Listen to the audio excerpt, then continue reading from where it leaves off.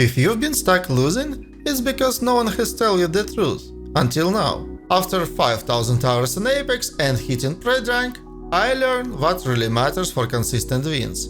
And today I'm exposing the brutal truth about 10 crucial mistakes that separates champs from the chumps. Number 1. Stick to your team in fights. When I was hitting Pride rank, the biggest revelation to me was that at high ranks, syncing with your team matters way more than all your individual skill and those flashy movement tricks. All this for posers. Take for example LGS. How often do you see their wall bounces during a mid-fight at last circles, or at least something like Neo Strafe? Gameplay there is very grounded and sturdy, straight as shovel stick. You need to be close to your teammates, and by doing that, you maximizing dealing damage with focus fire and help to split incoming damage so none of you gets knocked. That game was built in a way that won 1v2 or even 1v3 when the whole enemy team holding hands is impossible, no matter how skilled you are. Even if you are significantly better than all 3 players in opposite team, there is not a single weapon in a game that can do so much damage that you can down 2 people faster than they could do the same to you.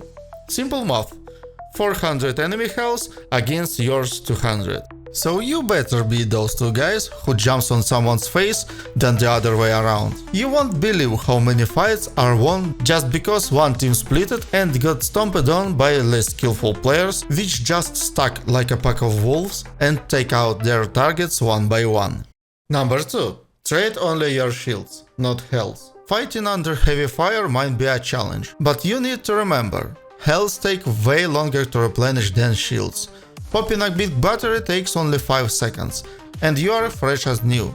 But if you need to heal even a little bit of your health with a syringe, that also takes 5 seconds and literally doubles the time for the total recovery. And you are literally giving that free time to the enemy to push you and take you out. Just like that, overpicking and taking too much damage when trading shots leads to your death. You can say, so what, I'll just heal longer, what's gonna happen? Besides that you can easily get pushed, you leave your teammates 2 against 3 for that time, increasing their chances for being dropped. So even that small decision to take more time to heal might have a big consequences. Number 3. Always stay near cover. Don't overextend your strafes. Cover is always should be near, because if you take unexpected damage, you won't be able to go back and heal, and you literally don't have a plan B for a case when you went out of cover and suddenly realized that you miss a lot of your shots and the enemy is about to win that shootout. So instead of putting you into situations like that, just think more strategically. If the enemy is pushing you, he's at disadvantage. He needs to run in the open while you got a cover. Use that. You can pick whenever you want, changing sides you pick. And on top of that, he needs to sprint, so he cannot instantly return fire. So use those weaknesses to your advantage, instead of just going out of cover and holding the left mouse until one of you falls. Number 4. Capitalize on damage.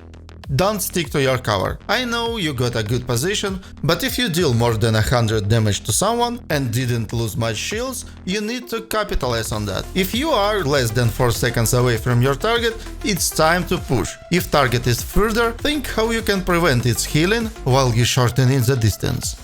A well-timed grenade or ability can disrupt their recovery and force them to reposition and keep the pressure on, while you keep running towards. The key here is to stay aggressive. The moment you let them heal, you lost all your advantage you gain. If you're out of options, then use that time to flank while the enemy heals and can't see your movement. So next time he picks, you can rip off from him another chunk of health from an unexpected angle, and that time be much closer to him to finally finish him off. Number 5. Stop overpacking on meds. Stop carrying a syringe and big medkit. One stack of big meds is usually enough for 2 fights in a row. Topping health in the middle of a fight usually is a waste of time, and more often than not, it leads to death of your teammate, because you're too busy patching yourself. If my health dropped to 30%, 8 out of 10 times, I just charge my shields and continue to fight, and consider to fully heal up only if I see that nothing bad happens at the moment. My teammates doesn't lose shields and firefight is going on in mid-range. or the battle is about to end because we knocked 2 and my teammates are full enough to finish the last one without me. In a close range fight, it all ends within 10 seconds, and if 6 of them you're out, then you're gonna fight against 2 or 3 people alone, but at least you are with full health. Totally worth it, right? Number 6. Phoenix Kit. Forget it. Phoenix is your worst enemy in a clutch moment, especially after revive. The amount of time it takes to pop is unacceptably large. If you got knocked, that means that your team gonna get pushed. And as I said previously, in close fights all ends in a matter of seconds.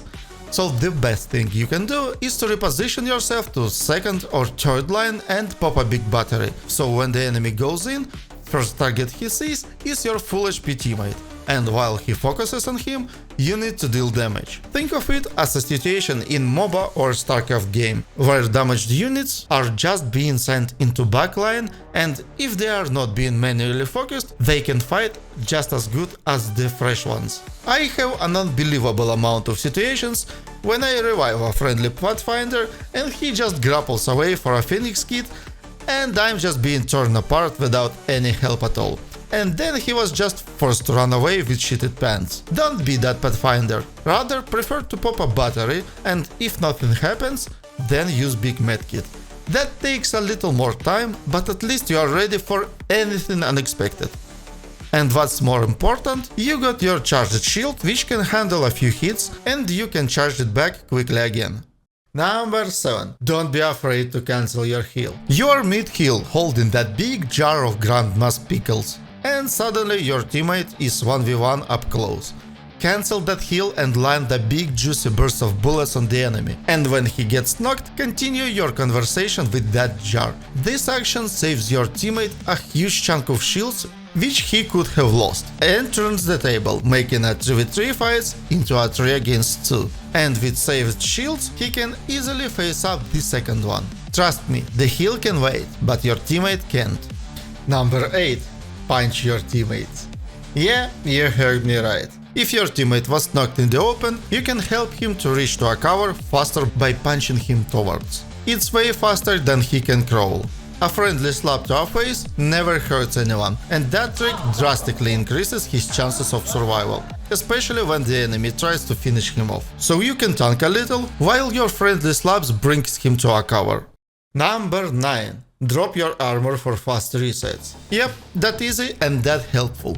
If you just finish a fight with a knocked friend, while your teammate revives him, drop your armor near and go grab fresh one from nearest death box. This trick will get your squad ready for the third parties way faster than letting your teammate with no shields waste time to find and loot the nearest death box for a shield swap. Moreover, if you are fighting last zones and get death boxes near, you can take out armor from them and put them on the ground for a quick swap if needed. Pro players always use that trick in a high-ranked gameplay. If your EVA shield is leveled up, no matter what previous color picked armor was, you can charge it to your maximum and drop. So basically you can produce an infinite amount of red armor from white. Number 10. Focus on what you can control. Apex can be a very frustrating game because you have zero control over your teammates, and putting the blame and anger on them is very easy. But here is what I suggest. Focus on you, on things which you can control. That's gonna improve your positive attitude by a lot. All the time ask yourself, could I do better? Was my positioning good? Maybe it was better to back up a little? Did I communicate well enough and give valuable calls to my teammates? Maybe I could aim better or fix mistakes that I made? And if all answers are fine to you, then you can safely say, well, I did everything I could, let's move on, and just easily let go of that situation. And by the end of game session, with attitude like that, you're gonna feel less way frustrated and stressed out. Got more questions? Drop them in comments. And don't forget to check out my video about the strongest weapons this season. There is a ton of useful information that nobody talks about. Picking a wrong gun with weak weapon stats can ruin your game just as easy as any other crucial mistake. So what are you waiting for? Go watch that video!